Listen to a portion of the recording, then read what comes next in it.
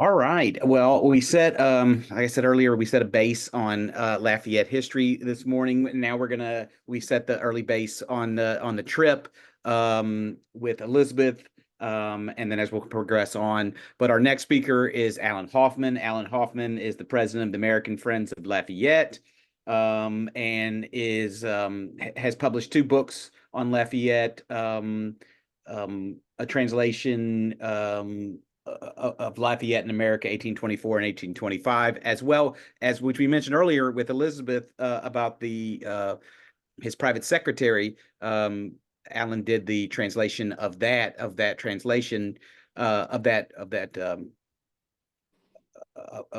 article.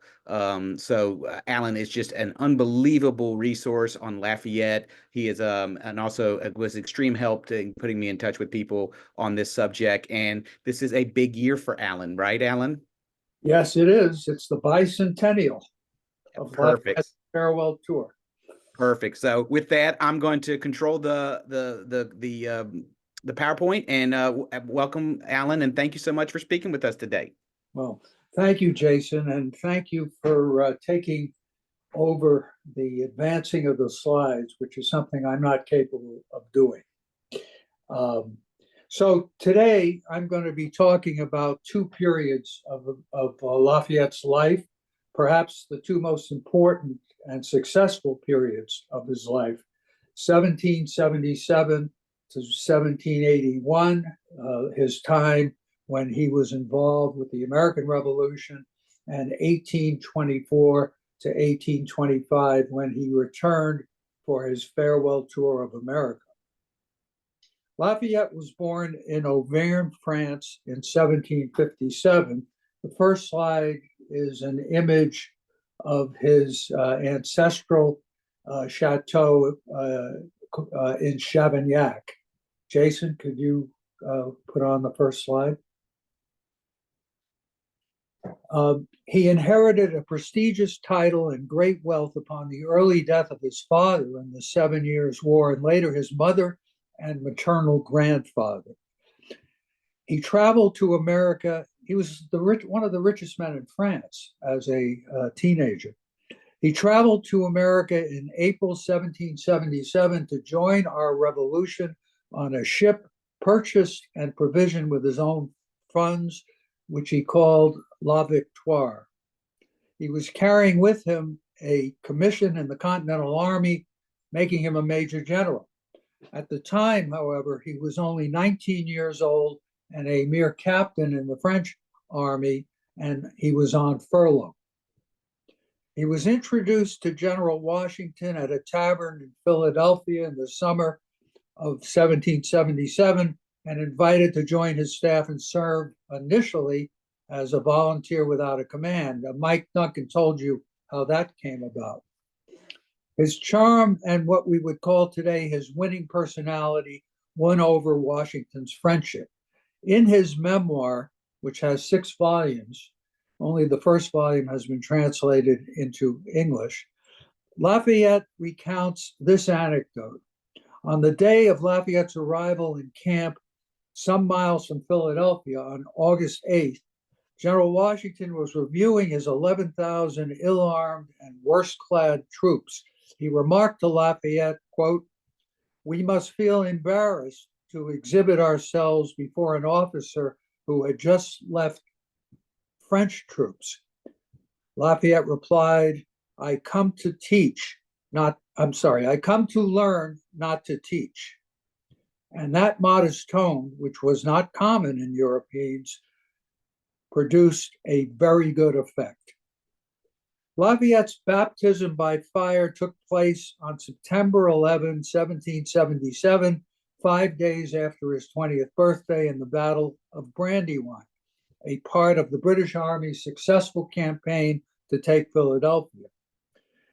Next slide, please. Because of a flanking maneuver by Lord Charles Cornwallis, and we will hear his name again in this tale, the battle was turning into a rout. You can see the red line and the arrow on the top there, and that's Lord Cornwallis outflanking the American right. The battle was turning into a rout. Lafayette, a volunteer major general without a command, obtained permission to join the fray.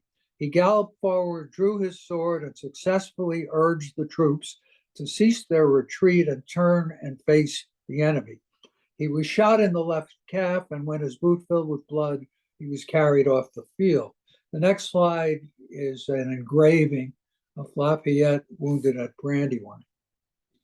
As he told a reporter in an interview with Paulson's Advertiser in 1825, one of the few interviews actually he gave during the farewell tour, he was taken to a farmhouse and placed upon the dining room table while the doctors worked on his leg. Just then, a group of American officers burst in.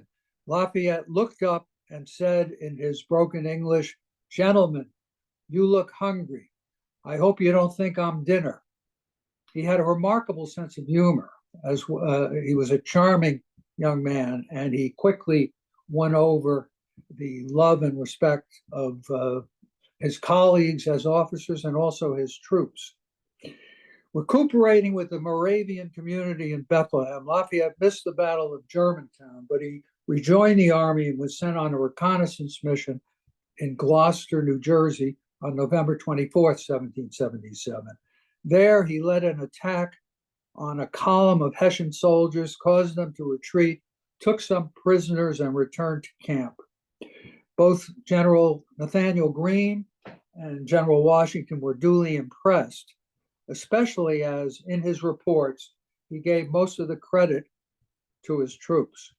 By November of 1777, Washington was so impressed with the young man's courage, prudence, and war counsels and character that he petitioned the Continental Army to give him a field command, which Lafayette had been pestering him to do. By December 19, 1777, when the Army entered its winter quarters at Valley Forge, Congress had approved, and Washington put Lafayette in charge of a division of 3,000 troops. And this was not an inconsiderable part of the entire Continental Army. The next slide is an engraving of Washington and Lafayette at Valley Forge. Next slide, please. The year 1778 was full of action for the young Major General. In February, the War Board, the reigning civilian authority, sent Lafayette north to invade Canada against the wishes of General Washington. When he arrived in the Albany area, he found troops ill-fed, ill-clad, unpaid, and short of ammunition. So he called off the invasion. While there, he traveled to the settlements of the Oneida tribe, America's loyal ally, and assisted them with fortifications, and recruited 47 warriors for the Continental Army who joined his division at Valley Forge. Shortly after his return to Valley Forge in April, news of the Treaty of Alliance with France that had been signed on February 6, 1778 arrived, boosting the morale of the Continental Army. On May 18th, Washington sent Lafayette with 2,200 troops, including the Oneida warriors, to find out what the British were doing in Philadelphia. Loyalist informers alerted the British, who surrounded Lafayette's army with a force of 16,000 troops.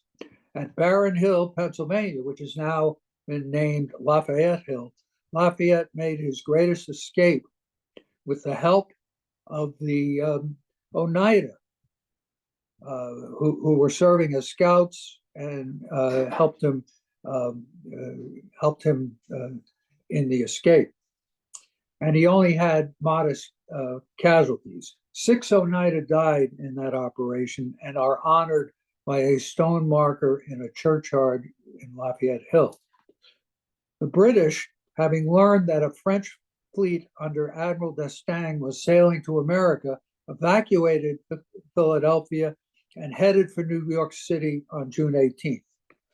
It was decided in a war council to attack. General Charles Lee, a senior officer, senior general who had served in the British Army, opposed the decision. Washington therefore assigned Lafayette to lead the attack. When Lee asked for the command back, Lafayette stepped aside. On that brutally hot day, June 28th, 1780, Lee ordered a hasty retreat. Washington, after hurling obscenities at him, took over the command himself and preserved a draw. The arrival of the French squadron on July 8th led to the Rhode Island campaign in August of 1778.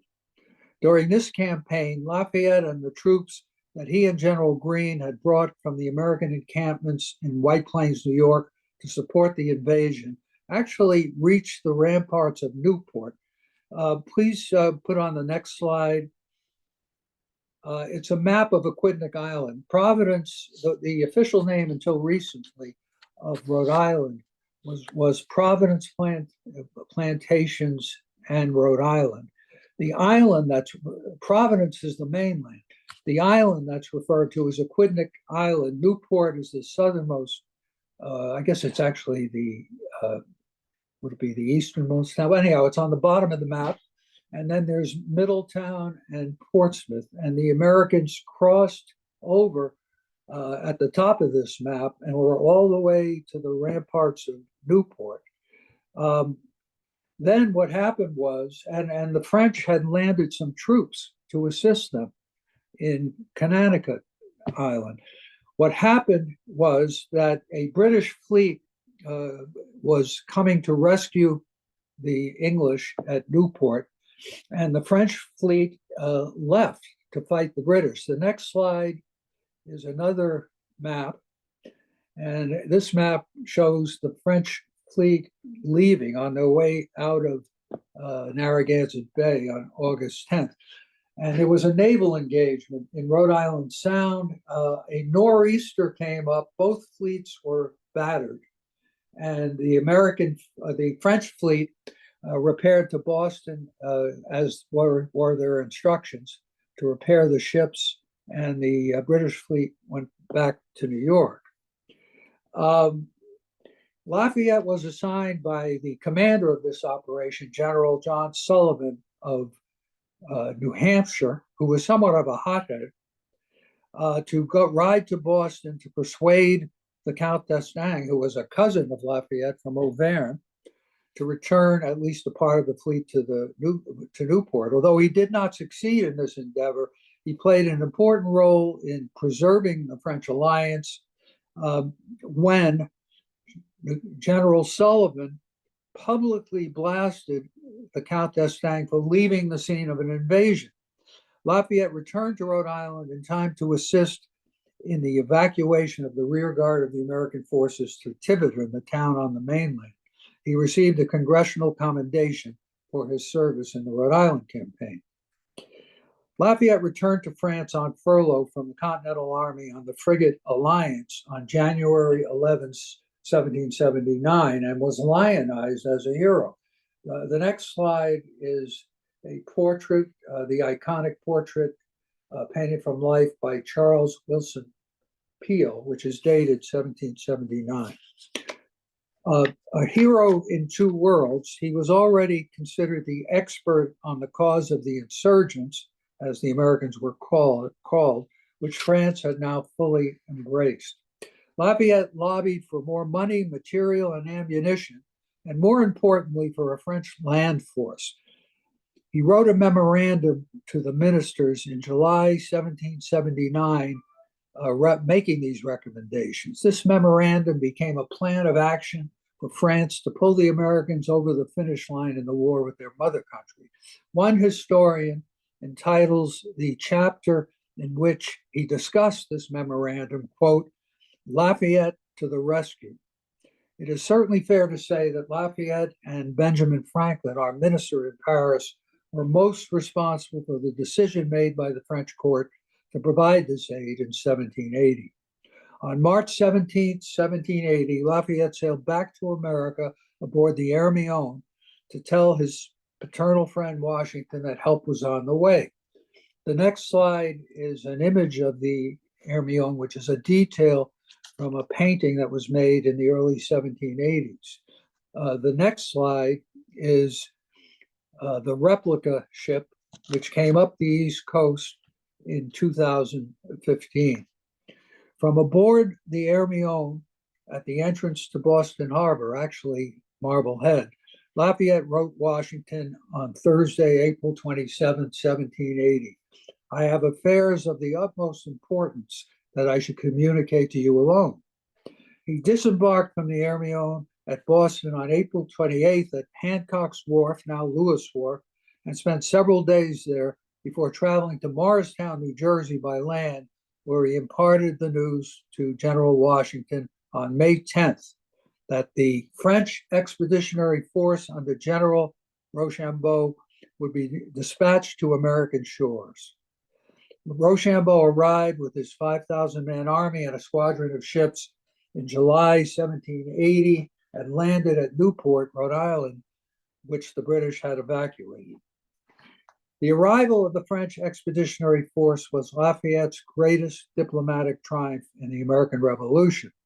His greatest military contribution to the cause was the Virginia campaign and the siege of Yorktown in 1781.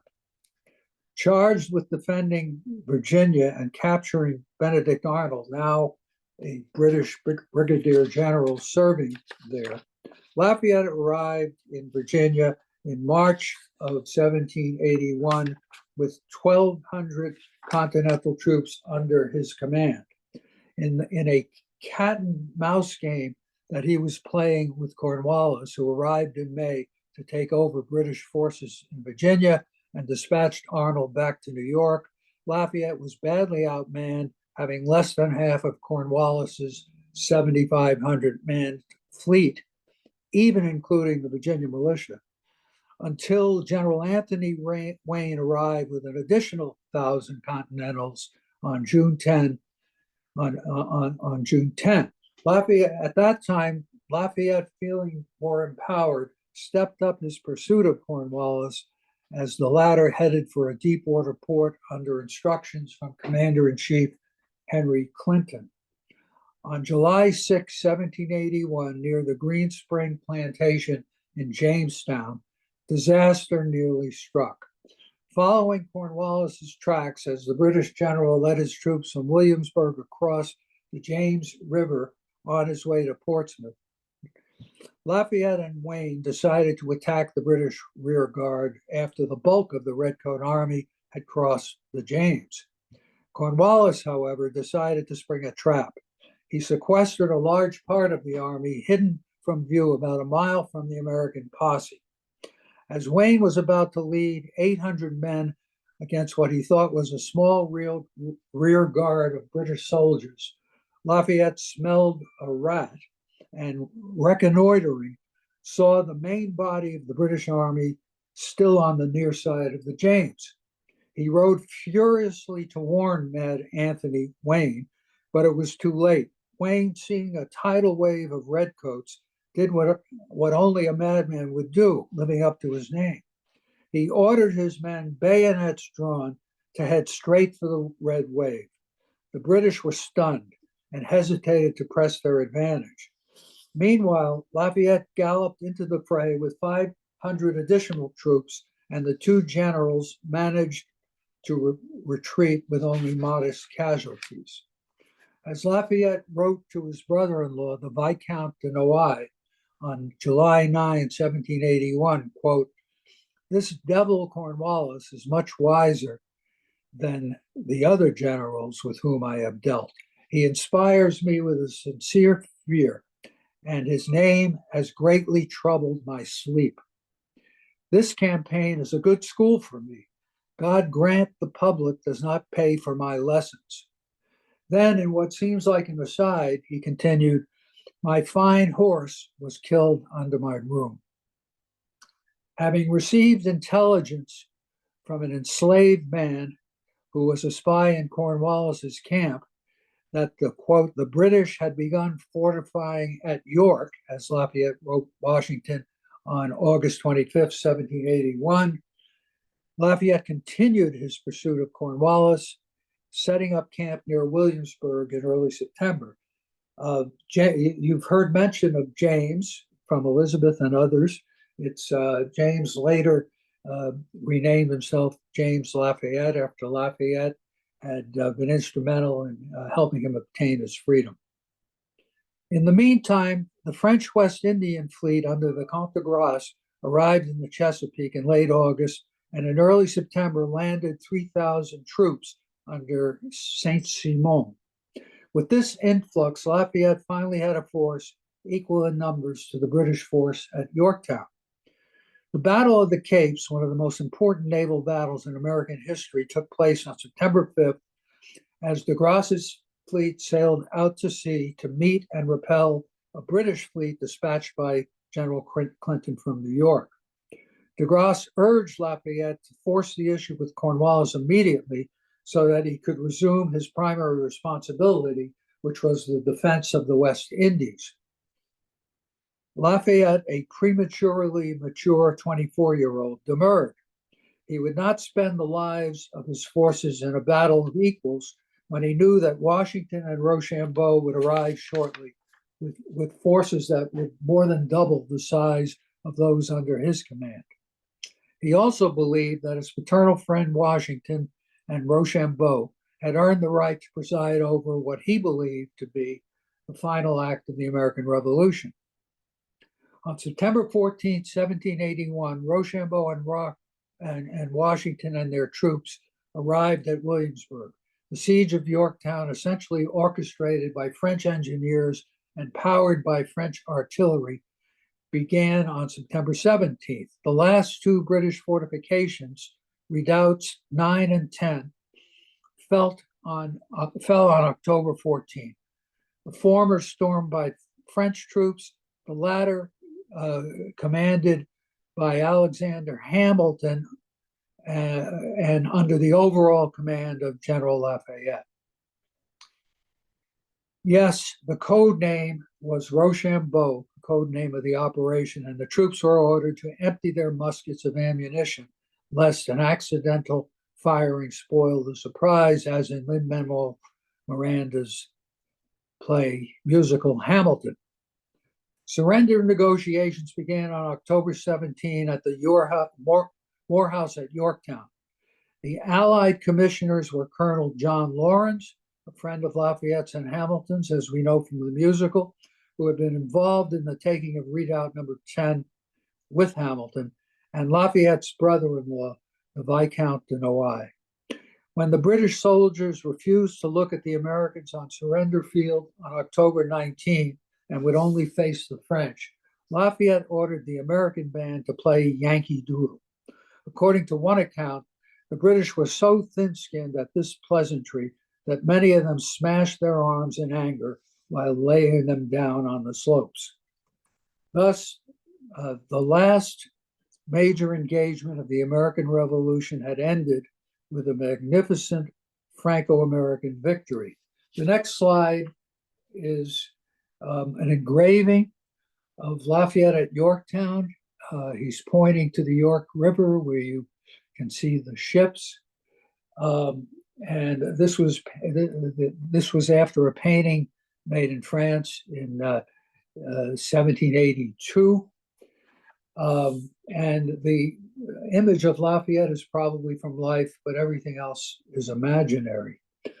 Now, I want to spend just a moment about Lafayette's support of American interest in the 1780s before I get to the farewell tour.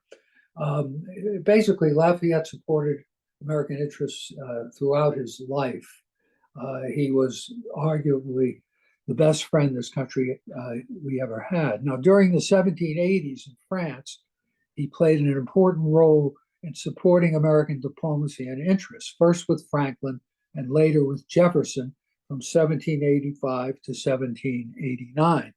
When Lafayette visited Monticello in November of 1824, Jefferson took him to the University of Virginia. At an event in Lafayette's honor held in the Rotunda, Jefferson had a speech read for him that described Lafayette's role on behalf of America, while Jefferson was our minister plenipotentiary in Paris. With regard to the accomplishments that American diplomacy won at the time, which included opening up numerous French ports to American goods and saving the whaling industry, particularly in Nantucket, Massachusetts, by arranging a contract to supply the lamps of Paris with Nantucket whale oil, Jefferson said of Lafayette, quote, "I only held the nail, he drove it." Well, in 1786, the good people of Nantucket expressed their gratitude by dedicating one day's milk from every cow on the island to produce a 500-pound cheese, which they sent to Lafayette. The next slide is a children's book which appeared in 1950, A Cheese for Lafayette. On the reverse jacket is a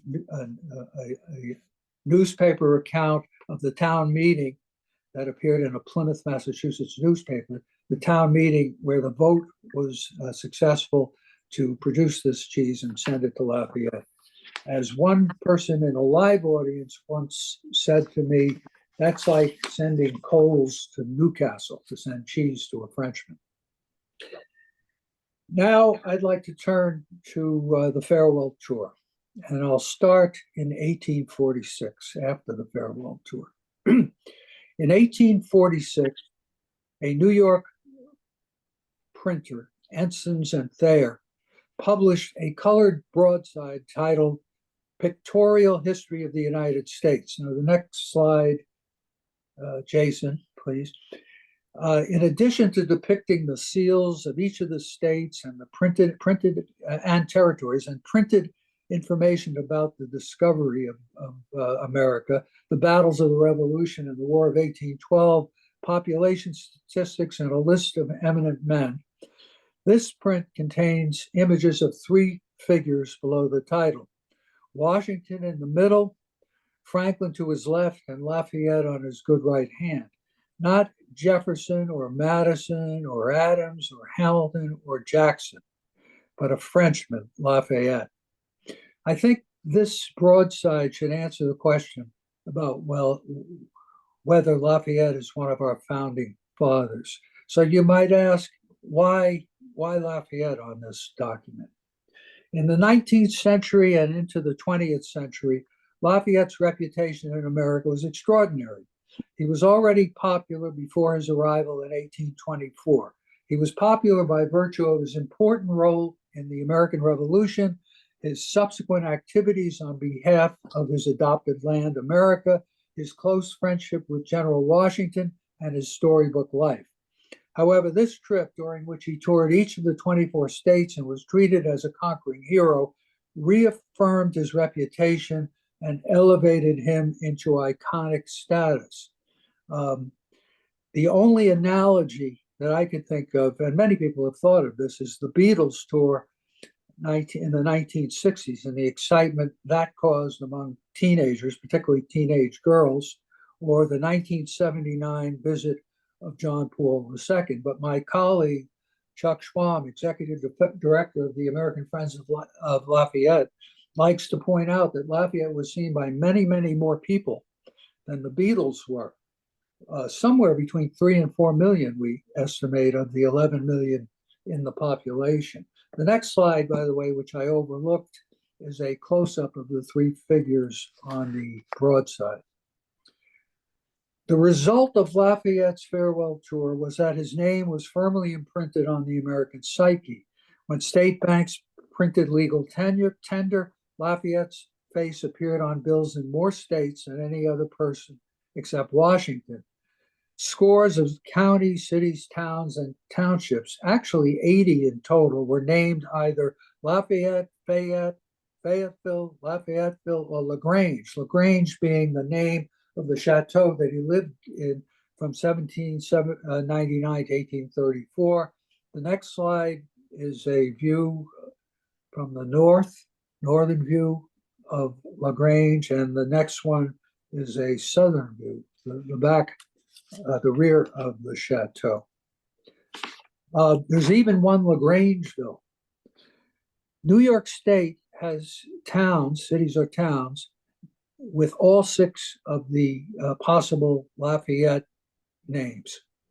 There are countless streets, squares, and parks. There are 8 city streets named for Lafayette in the city of Boston and 12 in the 5 boroughs of New York. And of course, New Orleans has its own Lafayette Square. Numerous statues and monuments were built honoring Lafayette. My favorite is the next one, the next slide. Daniel Chester French, who later was the sculptor of the Lincoln Memorial, built this monument. It was dedicated in 1917 during World War I, and it stands in Prospect Park, Brooklyn. After France gave the Statue of Liberty to America, America reciprocated. An equestrian statue of Lafayette by Paul Wayland Bartlett, an American expatriate, was given to France in 1908. It was called the Children's Statue because it was paid for by coins collected by millions of America's school children. It stood outside the Louvre until the I.M. Pei pyramid was constructed, which event caused its removal to a much more inconspicuous spot, I might add, on the right bank of the Seine. The next slide is the children's statue. A copy sits behind the State House in Hartford, Connecticut. I'll show you one more statue. Next slide. It's Washington and Lafayette in Lafayette Square at the southern tip of Morningside Park in Manhattan. It was sculpted. This is a copy of one in Paris. It was sculpted by Bartholdi, the sculptor of the Statue of Liberty. Mount Lafayette was named by the people of Franconia, New Hampshire in 1824. Lafayette College in eastern Pennsylvania was named in 1826. There's a Lake Lafayette in northern Florida and the Lafayette River in southern Virginia. Now, Lafayette decided to return to the United States for one last visit after he received President Monroe's invitation in early 1824. In July, he departed for America with his son, George Washington Lafayette, with Auguste Levasseur, his private secretary, who kept a journal of the trip and published the book that I translated, and a valet whose name was Sebastian Wagner, aboard a packet ship, an American packet ship called the Cadmus. This trip was a unique event in our history, if not the history of the world. You may think that what I just said is hyperbole. However, I am not alone in expressing this opinion. His contemporaries, Lafayette's contemporaries, had that opinion. For example, in 1930, Edward Everett, who was a kind of a Renaissance man in America, he had more public posts. He was also an author, more than anyone else. He was an author, an orator, president of Harvard College, an editor. He wrote a review of the book, Lafayette in America in 1824 and 1825, the French book. He could read French. And in this review, and I have to thank him for it, he praised the book, but he also praised Lafayette and the farewell tour. About the tour, he wrote, an event taken in all its parts, unparalleled in the history of man. Here is this 67-year-old man, tall but somewhat portly, who walks with a limp and a cane and wears a hairpiece, who has wielded no military power or governmental authority since 1792, when he served as a general in defense of France, who then held no public position. And he is treated like a conquering hero, like a Caesar or an Alexander for 13 months in every corner of a vast country. There are parades, militia reviews, dinners, banquets, balls, meet and greets with school children, the public, and members of private societies. There are dedications of public monuments and buildings and a plethora of speeches and toasts. Triumphal arches are constructed in cities large and small, welcoming Lafayette. There's one that was constructed in New Orleans, and I know the museum has a wonderful engraving of it, and maybe you'll see it in one of the presentations later today. Americans of all races, each gender and every age wanted to touch this man who had done so much for their country. As Elizabeth mentioned, there was a whole cottage industry of consumer goods that was created around Lafayette's visit. Lafayette prints, fans, hats, buttons, bandanas, medallions, sheet music, bottles, brushes, baby shoes, ribbons. Here's one. The next slide is a sample of a Lafayette ribbon. This was worn by the school children in Boston in 1824. There were Lafayette scarves. The next slide is a Lafayette scarf that was made in Philadelphia in 1824. There was Staffordshire and other ceramics, including a set of dishes depicting Lafayette's arrival at Castle Garden in New York City, and ladies' kid gloves with his face imprinted on them. The next slide is some examples of Lafayette gloves. The one on the right has both Lafayette and Washington. Sturbridge Village, the History Museum in Massachusetts, has a Lafayette drum. The next slide is probably the left. Nope, it's not in this slideshow. Okay, they have a Lafayette drum. Many American painters wanted to paint them from life, some of them were not able to, but some were, including this painting, which was by the inventor of the telegraph, whose name escapes me right now. Samuel Morse, there you go. And before he invented the telegraph, he was a skilled painter. The next one is that was the painting for New York. This one is Thomas Sully's Philadelphia painting of Lafayette in front of Independence Hall. On August 15th, the Cadmus arrived in New York Bay for the beginning of the farewell tour. The next slide is the only portrait of the ship. It's in the Maritime Museum of Penobscot, Maine. As Levasseur contemplated Staten Island to his left, he writes, "The noise of a cannon caught my attention from another side. It was the artillery of Fort Lafayette, which was announcing the arrival of the Cadmus to the city of New York." The next slide is a 19th century oil painting. The structure that you see in the water is Fort Lafayette. It was destroyed in 1960 to make way for the Verrazano Narrows Bridge. Because it was a Sunday, Lafayette disembarked in Staten Island and stayed at the home of Vice President Daniel Tompkins. On the following day, he arrived at Castle Garden at the southern tip of Manhattan on a steamship, the Chancellor Livingston, accompanied by a numerous flotilla of boats, and was welcomed by all the military and civilian dignitaries of the city, and a crowd that estimates range from 50,000 to 200,000. The next slide is the ceramic of the arrival of Lafayette at Castle Garden. And the next slide is what Castle Garden looks like today. You can visit it. It's now the ticket offices for the Statue of Liberty and Ellis Island. Having been feted in New York City, Lafayette headed for Boston on August 20th on the Old Post Road, passing through towns in Connecticut and Providence, Rhode Island. He arrived in Roxbury, a near suburb, a little after midnight on the 24th. On the morning of the 24th, according to newspaper accounts, he headed to Boston from the Shirley Eustace House in Roxbury in a procession of 70,000. He crossed the Boston Common, to the State House, where he was addressed by the governor and replied. He was escorted to apartments that the city alderman had prepared for him, sparing no expense.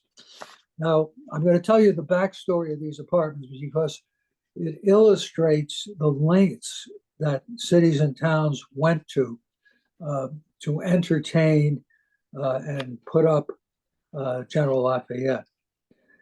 The backstory to the apartments, where Lafayette stayed for a week in 1824 in Boston, is told in an exhibition catalog called rather elegant than showy, The Classical Furniture of Isaac Vos by Robert D. Musi Jr. and Clark Pierce. To summarize, the alderman of Boston rented a portion of the Amory House at 22 Beacon Street and gorgeously furnished it for Lafayette. The city of Boston hired only the most respected craftsmen for the furnishings, Vos and Sons for furniture and lighting, and Hedges for upholstery, draperies, and carpeting. Consistent with this high standard, they also selected the city's leading gilder and looking glass maker, John Doggett. He billed the city for a loan of 2 pairs of looking glasses, 1 pair valued at an extraordinary $425. The Vos furniture consisted of 78 items, including the subject of our next slide, this beautiful rosewood couch. Mr. Doggett also provided 5 Gilbert Stuart paintings, one of each president, so that Lafayette could be with his friends while he stayed in Boston. Moreover, the city hired a barouche with 4 white horses for Lafayette's use. Now, after Lafayette left Boston, the city held an auction to try to recoup some of its investment. In the afternoon of the 24th, there was a dinner for Lafayette at the Exchange Tavern. According to the local press, Lafayette visited John Hancock's widow at her home in the evening. This visit is memorialized in Louise May Alcott's An Old-Fashioned Girl. While this is a work of fiction, the story has the ring of truth to it, and its veracity is supported by the familial relationship between Alcott's mother, Abby May Alcott, and Madame Hancock. In this story, a grandmother describes Lafayette's visit to her grandchildren and a friend. Well, by and by, the general, escorted by the mayor, drove up. Dear me, I see him now.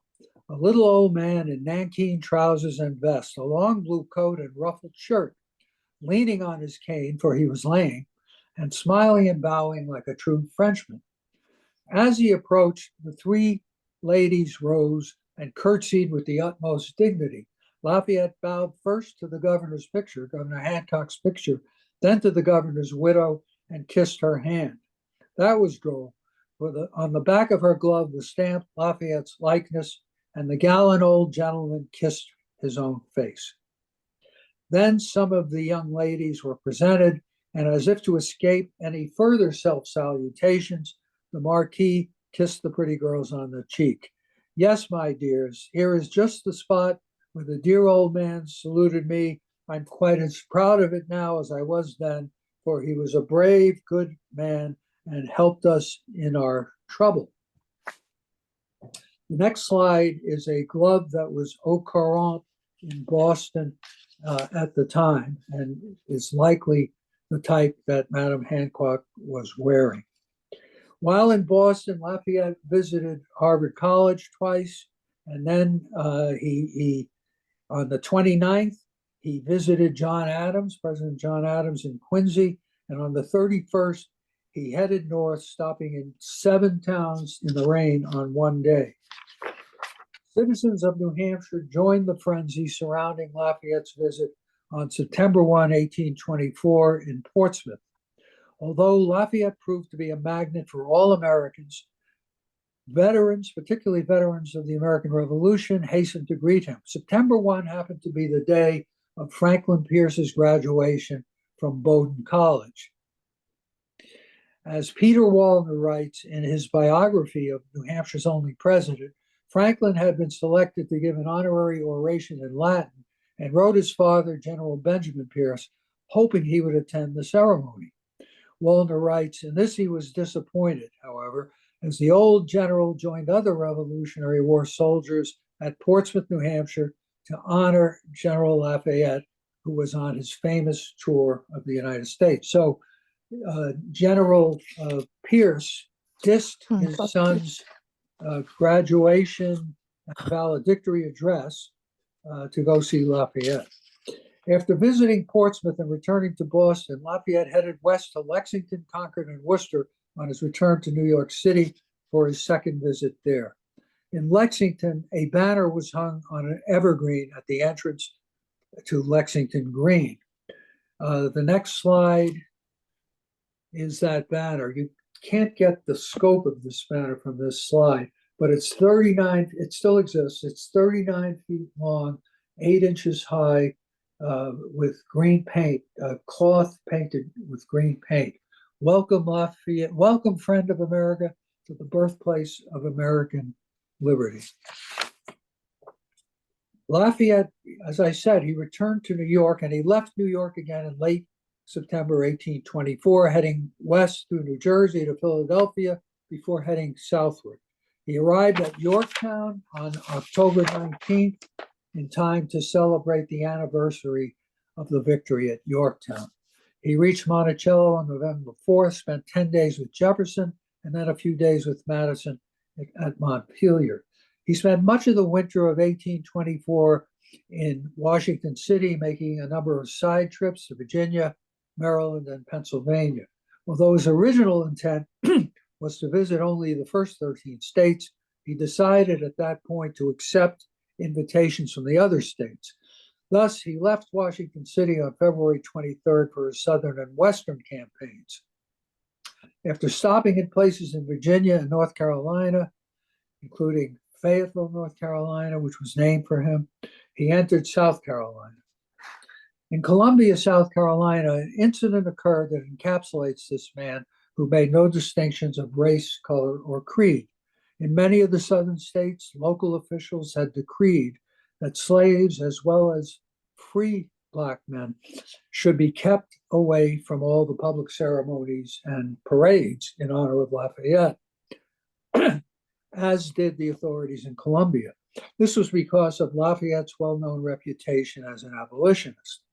In an autobiographical sketch of Dr. Maurice Moore, who was a militiaman when Lafayette visited Columbia on March 11, 1825, the following incident is described.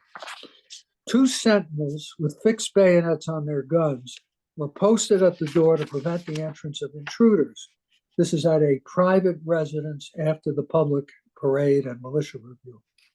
Officers, however, were allowed to enter unquestioned. Here I saw a strange but pleasant incident transpire.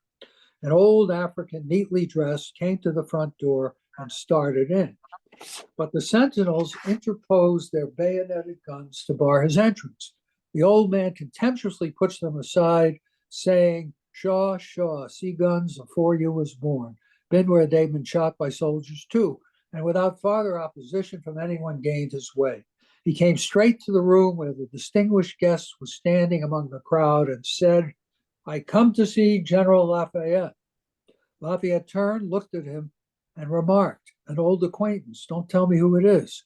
The Negro advanced to the marquis and bowing, held out his hand and said, "Howdy, Master Lafayette, how you do, sir? You remember me?" "Yes, stop. Don't tell me your name." "Ah, I have it. Pompey, belonging to Colonel Buchanan, the first servant who waited on me when I came to America. When I landed at Georgetown, I was taking first to the camp of General Buchanan near there, and Pompey waited on me," said he, as he shook warmly the old man's hand. The nobleman called for a glass of champagne with Pompey, which that worthy took with great dignity. Then he put out his hand and said, "Goodbye, Master Lafayette. We getting old. We'll never meet again. God bless you." They shook hands again. Pompey went out, mounted his pony, and started for his home near Winnsboro, saying he'd come to see General Lafayette. Now he'd done that, he was going home. By the way, these Southern municipal officials were right to be concerned about Lafayette's influence on African Americans. Lewis Hayden was an enslaved boy in Lexington, Kentucky, when Lafayette arrived in May of 1825. He subsequently escaped and became a leading abolitionist in Boston. He and his wife's house is on the Boston African American Freedom Trail. In any event, he told this story in a memoir that he wrote late in life about Lafayette's arrival. Lafayette was in full march under the town militia escort. I went a mile to meet them and found the fences lined with people. Lafayette was in a barouche drawn by 4 horses, and as he passed the people, he bowed to them on both sides. When he passed me, he bowed to the fence I was on. I looked around and saw no one else on the fence. And what did I do but roll right down on the ground, frightened almost to death. As I did so, it was come, foot, help, body, for I never stopped running until I got under the guns that were to fire the salute. Lafayette was the most famous man I had ever heard of, and you can imagine how I felt, a slave boy, to be favored with his recognition. That act burnt his image upon my heart, so that I shall never need a permit to recall it. I date my hatred of slavery from that day, and I tell you that after I allowed no moving thing on the face of the earth to stand between me and my freedom.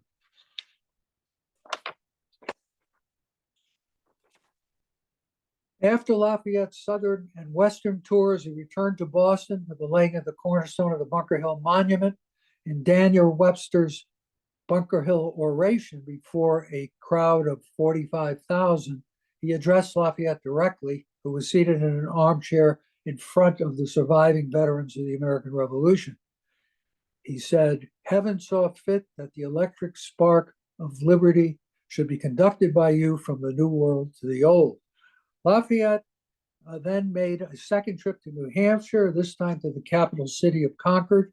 In order to accomplish his goal of visiting all 24 states, he headed east to Maine on June 23rd, returning to Concord on the morning of the 27th. He departed Concord at midday, heading west towards Vermont. After spending the night in Claremont, New Hampshire, he departed on the 28th of June in a basket wagon belonging to town father Dr. Leonard Jarvis. The next slide is the wagon. It's in a museum. It's in the Long Island Museum. It used to be called the Long Island Museum of Art, History, and Carriages in Stony Brook, New York. It's in perfect condition, actually. They traveled north along the Connecticut River to Cornish, New Hampshire. There, New Hampshire relinquished its precious cargo to the authorities of Vermont, the 24th state that Lafayette visited, which he entered by crossing the bridge to Windsor, Vermont. After Vermont, Lafayette traveled back to New York City for July 4th celebrations. As he left New York on July 14th, a militia unit that had renamed itself National Guard in honor of Lafayette's service during the French Revolution, and the Parisian National Guard saw him off. The next slide is a poster based on a painting that was commissioned by the U.S. National Guard in 1989, 200th anniversary of the French Revolution. It tells the story of that militia unit greeting farewell to Lafayette. In the legend of this poster, it says that by the end of the 19th century, every state militia in the United States had renamed itself National Guard. So that's why we call the National Guard by that name today instead of militia. Like Churchill in World War II, Lafayette lived in the White House in August and September of 1825. On September 7th, 1825, President John Quincy Adams sent Lafayette off aboard a new frigate named the Brandywine in honor of Lafayette's service in the Battle of Brandywine, where he was wounded, thus shedding his blood for the American cause.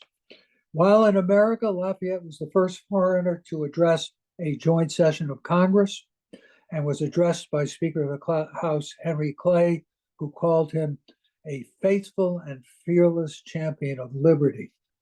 That was on December 10th. On December 10th this year, it was a wonderful event in Statuary Hall, which was where the House of Representatives chamber was in 1824. It was December 10, 1824. The American Friends of Lafayette was part of that event, and it was hosted by Speaker Johnson. Part of our farewell tour activity, of bicentennial activities. Congress voted Lafayette a national reward of $200,000 and 23 acres of land in northern Florida. Lafayette was one of the earliest travelers on the Erie Canal in 1825 as he returned from the West to Boston. To Paris. No, to Boston for the dedication, the laying of the cornerstone of the Bunker Hill Monument. Lafayette died on May 20, 1834, and was buried in Picpus Cemetery in Paris. President Jackson gave Lafayette the same military honors as John Adams had ordered on Washington's death. America mourned. There were eulogies in churches and in state legislatures and in private societies. On December 31st, 1834, John Quincy Adams, now a congressman, gave the official eulogy of the United States. I will end this talk with an obituary, not of Lafayette, otherwise we'd be here for a lot longer, but of an obscure Philadelphian by the name of David Kramer. Mr. Kramer died in Philadelphia during the blizzard of 1888.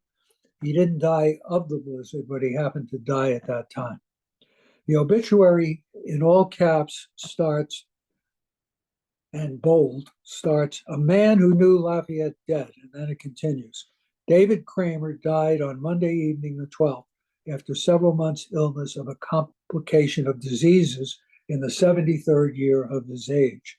He, many years ago, resided in Philadelphia, where he was a contractor and erected many fancy dwellings for the leading men of the city.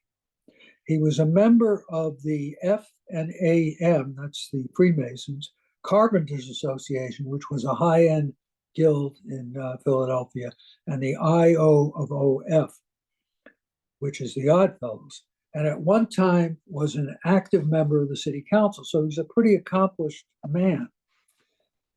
Now here's the buried lead. In his youth, he had the pleasure of seeing and conversing with General Lafayette during his last visit to America.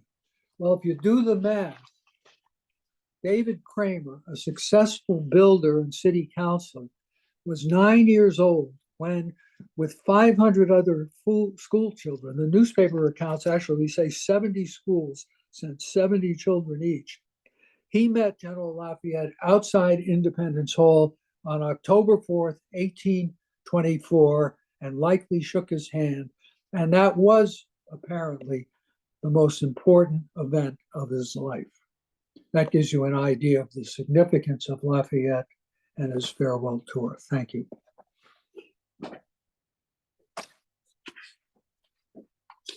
Thank you, Alan. And a great lead into our next talk. So, but we have a couple questions here. You mentioned that you thought that, I think you said very early on, that Lafayette's considered somewhat the first friend of America. Best friend. Best friend of America. Can you think of anybody that would compare to someone that would be considered at that level, even up to present day? Well, one name that I thought of, and I'll mention after I hear what your thoughts were. I would, my best foreigner, best friend among all the foreigners who had any interaction with America, I would say Winston Churchill would come close.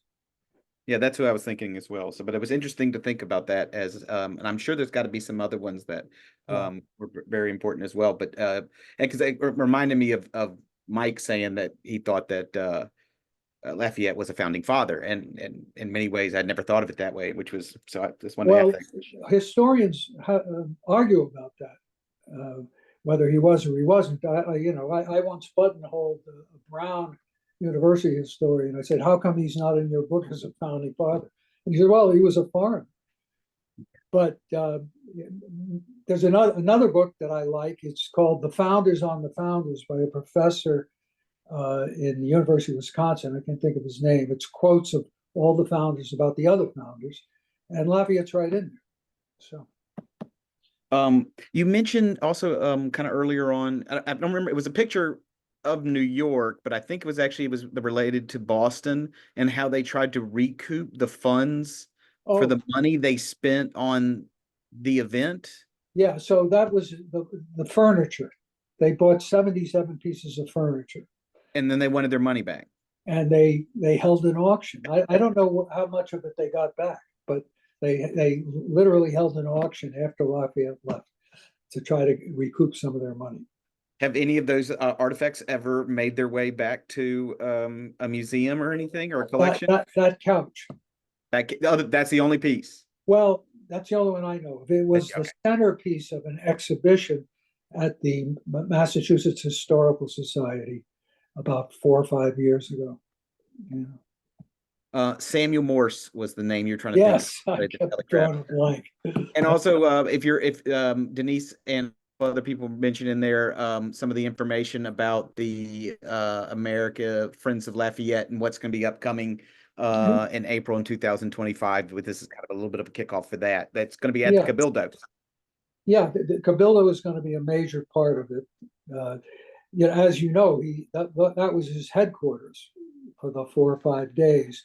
And if the audience wanted to find out more about this, I can give you a website. It's in the chat. They can just click that, Oh, okay, and that'll go directly there. good. So. All right, and so we're going to be talking about that trip to New Orleans next. So, Alan, I want to thank you so much. Great talk, and I'm going to put everybody in the waiting room, and then we'll get started with Derek, and we'll be talking specifically about New Orleans. Very good. Thank you.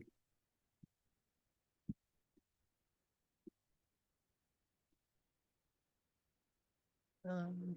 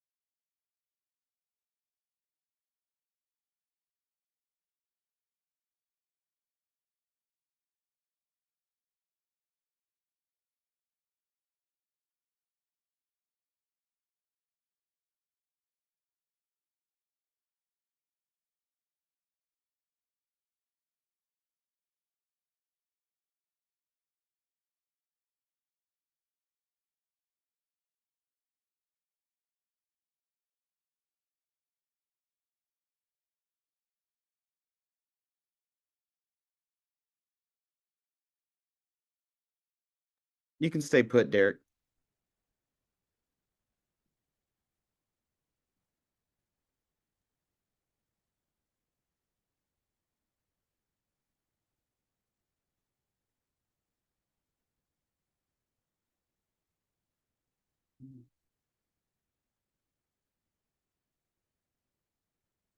Okay.